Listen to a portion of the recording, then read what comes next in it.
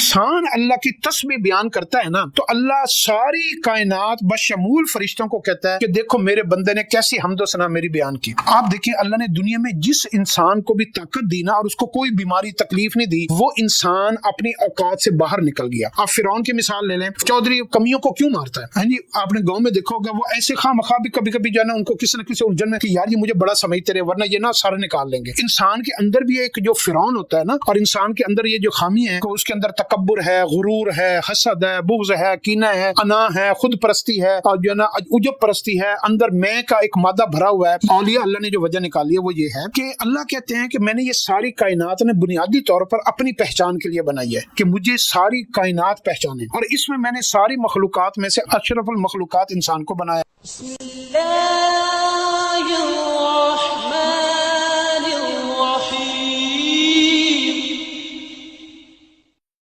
کسی دوست نے پوچھا کہ اگر اللہ سب کچھ کر سکتا ہے تو پھر اللہ ہمیں مشکلیں دیتا کیوں ہے؟ جب کرنی مشکلوں کو حل ہی اسی نے کرنا ہے تو پھر اللہ مشکلیں ہی نہ دے. تو پھر جب اللہ مشکلیں نہیں دے گا تو اللہ پاک جو ہے نا وہ ہمیں جو ہے نا وہ تکلیف ہی نہیں آئے گی. اصل میں یہ جو مشکلیں ہیں نا یہ ایک سائنس ہے. جیسے آپ نے دیکھا ہوگا نا فزکس میں کہ یہ ہوگا ادھر کشش ثقل ہوگی، یہ ہوگا تو ادھر جائیں گے تو ادھر ہوگا، پانی ادھر جائے گا تو اس کا یہ افیکٹ ہوگا.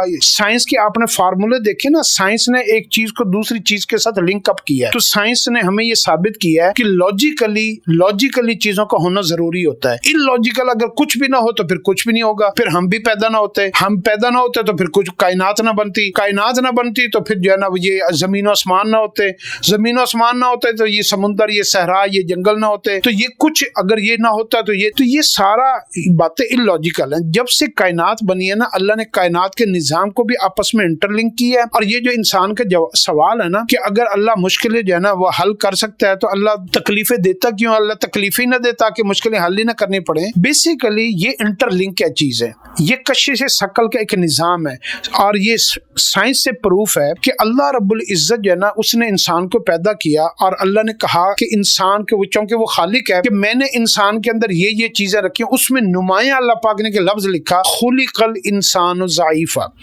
آپ دیکھیں اللہ نے دنیا میں جس انسان کو بھی طاقت دی نا اور اس کو کوئی بیماری تکلیف نہیں دی، وہ انسان اپنی اوقات سے باہر نکل گیا. آپ فرعون کی مثال لے لیں. فرعون کی عمر کہ 400 سال تک اس کو کبھی سر درد بھی نہیں ہوا تھا، کبھی کوئی تکلیف ہی نہیں آئی تھی. نہ مال کی کمی، نہ حکومت کی کمی، نہ عہدے کی کمی، نہ پیسے کی کمی، نہ عورتوں کی کمی، نہ کوئی تکلیف. اب وہ کیا بنا؟ وہ انسان اور بندہ بننے کے بجائے کیا بن گیا؟ نام تو اس کا کچھ اور تھا، وہ فرعون بن گیا. تو انسان کو اوپر یہ جو اللہ نے تکلیفیں، پریشانیاں، مصیبتیں یہ جو بھیجتا ہے نا، یہ انسان کو اس کی اپنی اصل شکل میں اللہ پاک رکھتا ہے. خلق الانسان ضعیفا کہ اللہ انسان کو ضعیف، کمزور دیکھنا چاہتا ہے، بے بس، مجبور، لاچار. تو انسان ان ساری مشکلات میں اس اپنی اصل حالت میں واپس لوٹتا. اور اس سے جو اس کے اوپر یہ جو موسم، اگر اس کے اوپر کوئی تکلیف نہ آئے تو یہ جو اوپر ایک خول سے چڑھ جاتے ہیں نا، اور پیسہ آ جاتا ہے، پیسے کا خول چڑھ جاتا ہے، مال آ جاتا ہے، مال کا خول، اور اسے طاقت آ جاتی ہے، اس کا ایک لباس چڑھ جاتا ہے. تو یہ ساری چیزیں اگر انسان کو اپنے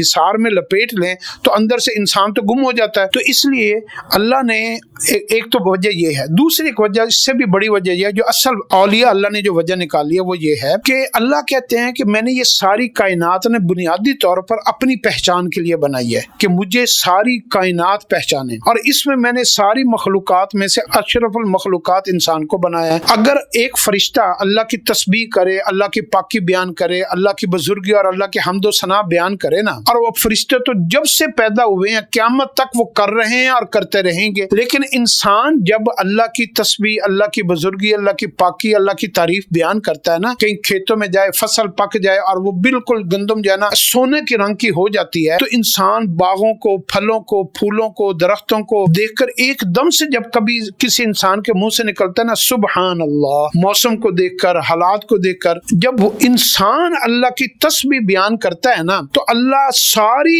کائنات بشمول فرشتوں کو کہتا ہے کہ دیکھو میرے بندے نے کیسی حمد و ثنا میری بیان کی. تو اللہ نے اپنی پہچان بنائی، اور اللہ کی پہچان جو ہے نا، اللہ تو ورا الورا ہیں. اللہ کی پہچان یہ ہے کہ اللہ کی طاقتیں، اللہ کی بڑائیاں، اللہ کی عظمتیں جو ہے نا بے بس مخلوق کو اور ایک ساری طاقتوں کا مالک کو تو بے بس طاقتوں والوں کو تسلیم کر لے کہ دیکھو چودھری کمیوں کو کیوں مارتا ہے. ہاں جی آپ نے گاؤں میں دیکھا ہوگا وہ ایسے خواہ مخواہ بھی کبھی کبھی جو ہے نا ان کو کسی نہ کسی الجھن میں کہ یار یہ مجھے بڑا سمجھتے رہے ورنہ یہ نا سر نکال لیں گے. انسان کے اندر بھی ایک جو فرعون ہوتا ہے نا، اور انسان کے اندر یہ جو خامی ہے کہ اس کے اندر تکبر ہے، غرور ہے، حسد ہے، بغض ہے، کینہ ہے، انا ہے، خود پرستی ہے، اور جو ہے نا عجب پرستی ہے، اندر میں کا ایک مادہ بھرا ہوا ہے. یہ ساری چیزیں ورنہ اتنی جڑ پکڑ لیں کہ یہ جو ہے نا اس کو سمجھنا ہے کہ میرے نمرود نے بھی اپنے آپ کو خدا کہنا شروع کر دیا تھا. تو اسی طریقے سے یہ خدا نہ بننا شروع کر دے. تو دوسرا اللہ کے پاس اتنے خزانے ہیں کہ اللہ بندوں کو نوازنا چاہتا ہے. جب بھی انسان کے اوپر پریشانی آتی ہے نا تو انسان اللہ سے رجوع کرتا ہے تو اللہ اس کے اوپر اپنی رحمت کے، برکت کے، رزق کے، خیر بھلائی کے اپنے خزانوں کے منہ کھول دیتا ہے. اور پھر اللہ کہتا ہے کہ دیکھو مجھ سے مانگنے والے ہیں اور میں دینے والا ہوں. اب اگر کچھ بھی نہ ہوتا تو اللہ کسی کو دیتا بھی نہ، کسی کے اوپر پریشانی بھی نہ آتی، تو یوں اللہ اپنے خزانے کس کو دیتا.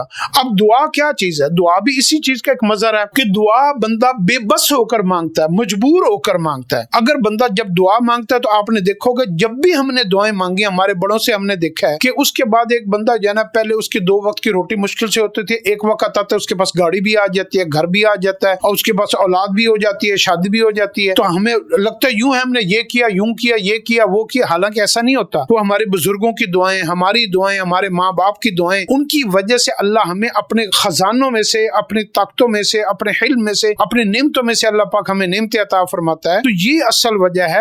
ورنہ اللہ تو ورل ورا، اللہ کی بڑائی. اگر ہم سارے ہی اللہ کے نافرمان ہو جائیں تو اللہ کی ذات میں کوئی کمی نہیں آ سکتی. سارے فرما بردار ہو جائیں اللہ کی ذات میں کوئی اضافہ نہیں ہو سکتا. اللہ نے ہمیں مجبور اس لیے نہیں بنایا کہ ہم جو ہے نا پریشان رہیں. اللہ نے ہمیں مجبور اس لیے بنایا ہے کہ ہم اللہ کے خزانوں سے اور لینے والے بن جائیں. تو اپنے اللہ کے سامنے عاجزی انکساری یہ بندے کی عزت ہے، نہ کہ یہ اس کے اوپر کوئی پریشانی ہے.